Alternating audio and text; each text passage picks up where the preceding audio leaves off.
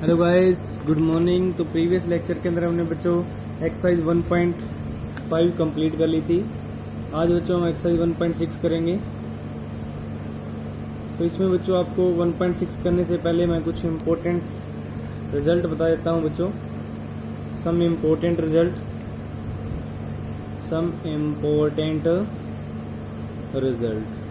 तो उन रिजल्ट में आपको क्या ध्यान रखना है बच्चों कि अगर फर्स्ट रिजल्ट आपका है a raise to power m multiply a raise to power n हो, मीन्स बेस सेम हो तो पावर ऐड हो जाएंगी बच्चों, a रेज टू पावर हो जाएगी m प्लस n।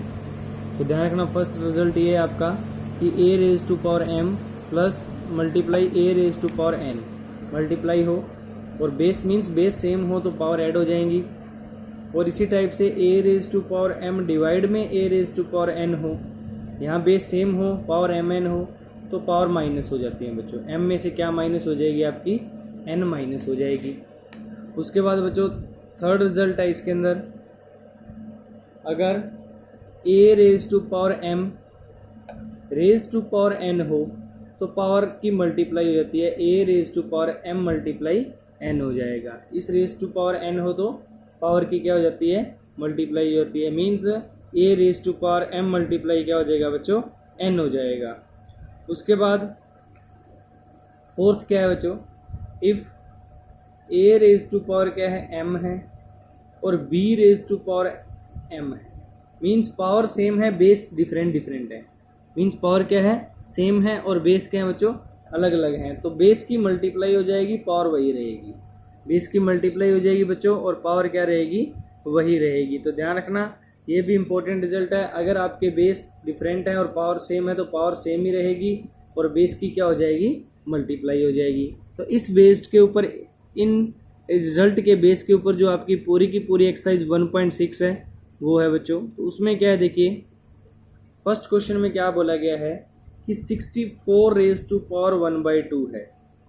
तो 64 रेज टू पावर 1/2 है तो इसको सिंप्लीफाई करना है। तो सबसे पहले देखो कि 64 को किसकी एक्सपोनेंट में आप लिख सकते हो, तो फैक्टर कर लो बच्चों इसके।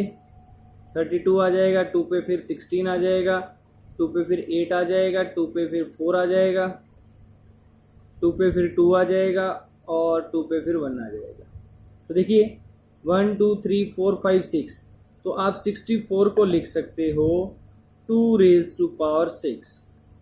ऊपर पावर कितनी है बच्चों 1/2। अब देखिए 2 की पावर 6 है और 1/2 है, तो ये प्रॉपर्टी यूज होगी, a की पावर m है और n है तो मल्टीप्लाई हो जाएगी बच्चों पावर, तो 2 की पावर हो जाएगी 6 मल्टीप्लाई 1/2।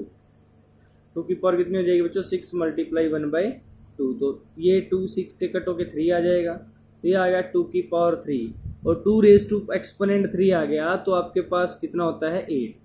तो 2 रेज टू पावर 3 कितना होता है आपके पास बच्चों 8 होता है। उसके बाद नेक्स्ट आपके पास है सेकंड में है 32 रेज टू पावर 1/5। देखो 32 तक अगर हमने इसको 32 से स्टार्ट करते, यहाँ से स्टार्ट करते हैं 32 से, तो आपके पास 1 2 3 4 5, तो 2 रेज टू पावर 5 आ जाएगा बच्चों, क्योंकि देखो 32 से स्टार्ट करते हैं तो इनके फैक्टर करते हैं तो 32 के हो जाएंगे 2 रेज टू पावर 5। तो मैंने इसको लिख दिया 2 raise to power 5 raise to power 1/5। तो देखिए फिर पावर की क्या हो जाएगी बच्चों मल्टीप्लाई हो जाएगी, तो 2 रेज टू पावर 5 मल्टीप्लाई 1/5, 5 से 5 कट हो जाएगा, 2 रेज टू पावर 1 ही आ जाएगा, और 2 रेज टू पावर 1 है तो वो कितना होता है 2 ही होता है बच्चों। उसके बाद आता है थर्ड में क्या है 125 रेज टू पावर 1/3 है, तो 125 के फैक्टर करते हैं, देखिए कितना आता है 5 2 10 5 5 5 25 5 1 5, तो हम इसको लिख सकते हैं 5 रेज टू पावर 3 और इसकी पावर भी 1/3 है। तो देखिए फिर पावर की मल्टीप्लाई हो जाएगी 3 की मल्टीप्लाई 1/3 के साथ, 3 से 3 कट 5 की पावर 1 आ गया, तो ये किसके इक्वल हो गया हमारा 5 के इक्वल ही हो गया। तो इस तरह से इसका आंसर कितना आ जाएगा आपका 5 आ जाएगा। उसके बाद आता है बच्चों नेक्स्ट सेकेंड क्वेश्चन। सेकेंड में देखिए किस टाइप के क्वेश्चन है। सेकंड का फर्स्ट क्या बोला गया है, सेकंड के फर्स्ट में है 9 रेज टू पावर 3/2, तो उसी टाइप से कीजिए। जब 9 के फैक्टर करते हो तो 3 और 1, तो 9 को लिख सकते हो 3 का स्क्वायर। ऊपर पावर कितनी है इसकी 3/2, फिर पावर की मल्टीप्लाई कर लो तो 3 की पावर हो जाएगी 2 × 3/2, तो 2 से 2 कट हो गया, तो 3 रेज़ टू पावर कितना आ गया 3, और 3 रेज़ टू पावर 3 कितना होता है बच्चों 27 होता है। 3 रेज़ टू पावर 3 कितना होता है 27।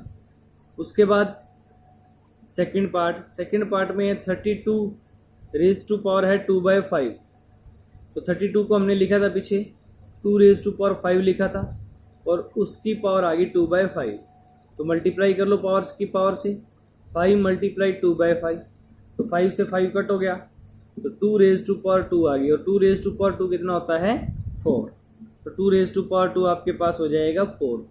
उसके बाद इसका थर्ड पार्ट में क्या है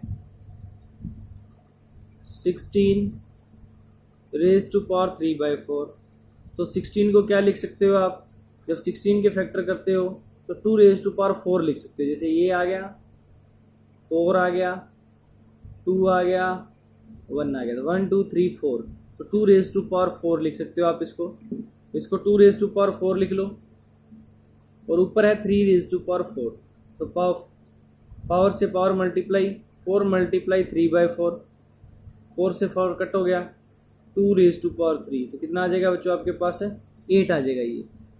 उसके बाद इसका फोर्थ पार्ट में क्या बोला गया है 125 रेज़ टू पावर -1/3 है, तो 125 को हमने ऊपर लिखा था, कितना लिखा था बच्चों, वह जब 125 के फैक्टर किए थे तो 5 2 5 5 5 5 5 1 5, तो 1 2 3 5 रेज़ टू पावर 3, और इसकी पावर है -1/3, तो देखिए जब इसको आप लिखोगे तो 3 की मल्टीप्लाई हो जाएगी -1/3 से, तो 3 से 3 कट हो गया, 5 रेज़ टू पावर -1 रहेगी, और अगर पावर आपके पास नेगेटिव है तो 1/5 लिख देंगे, इसको क्या लिख देंगे बच्चों 1/5। इसके अंदर मैं ये प्रॉपर्टी और ऐड कर देता हूँ आपकी, इसी के अंदर अगर a raise to power -m है तो उसको हम लिखते हैं 1/a raise to power m, कि माइनस पावर है वो डिवाइड में आके क्या हो जाएगी बच्चों पॉजिटिव कन्वर्ट हो जाएगी।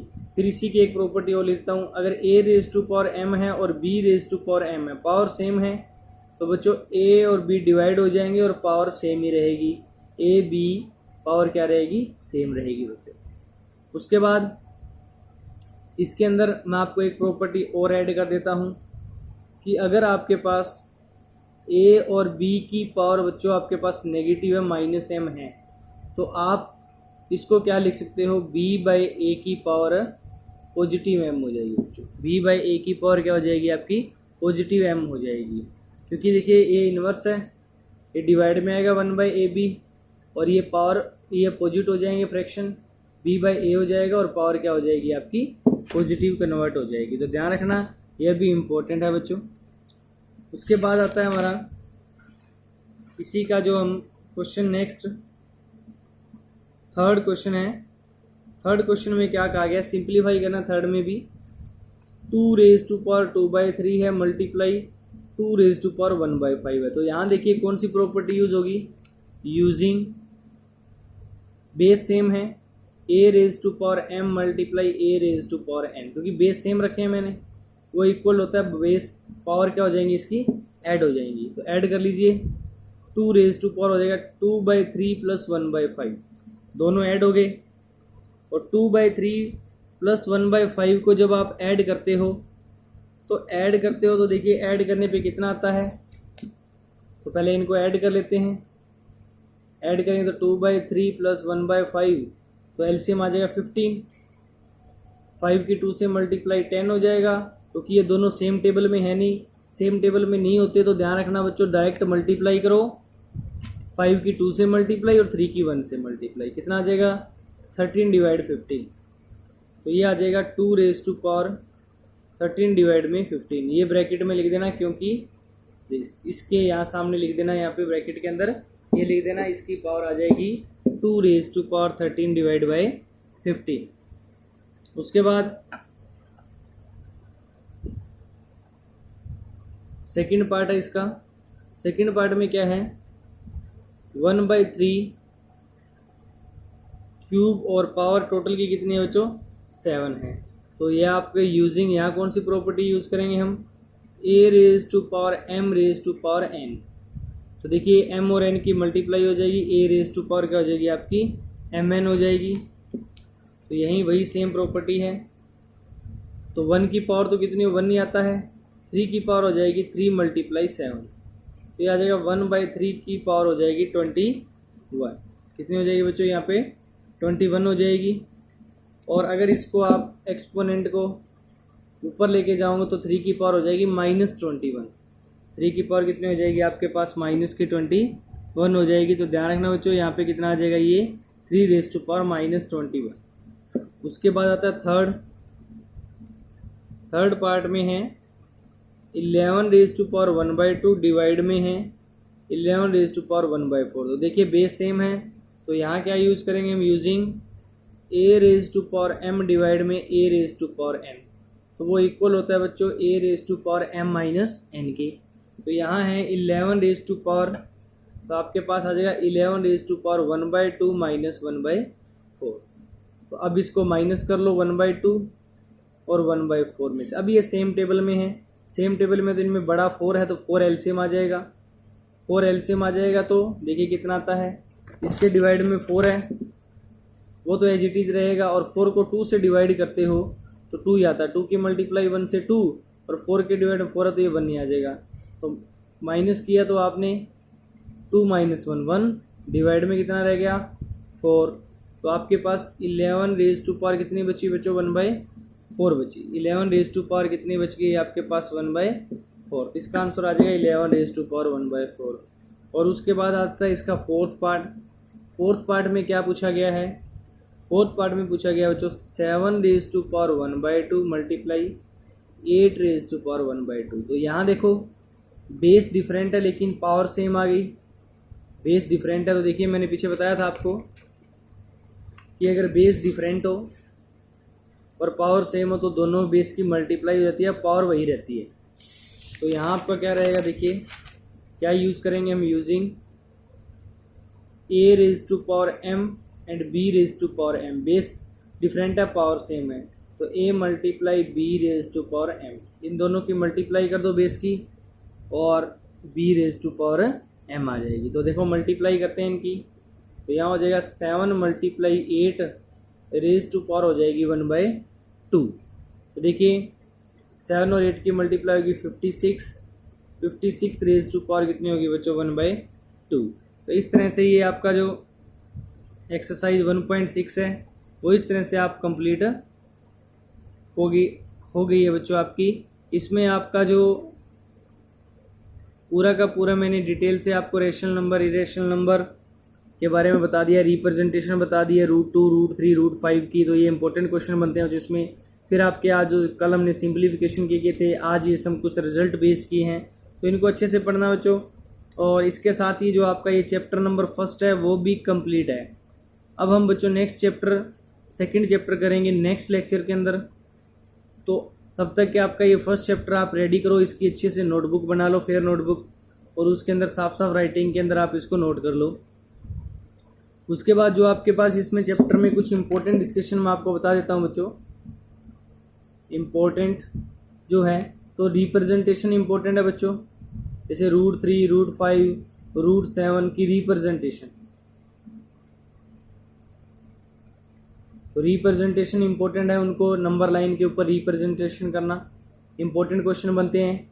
उसके बाद रेशनल नंबर फाइंड करने के लिए 2 नंबर्स के बीच में, जैसे 3 5 a एंड b मैं लिख रहा हूँ यहाँ पे, कोई भी a और b की पोजीशन पे कुछ भी हो सकता है, इनके बीच में फाइंड रेशनल एंड इरेशनल दोनों भी फाइंड करने आ सकते हैं, ध्यान रखना।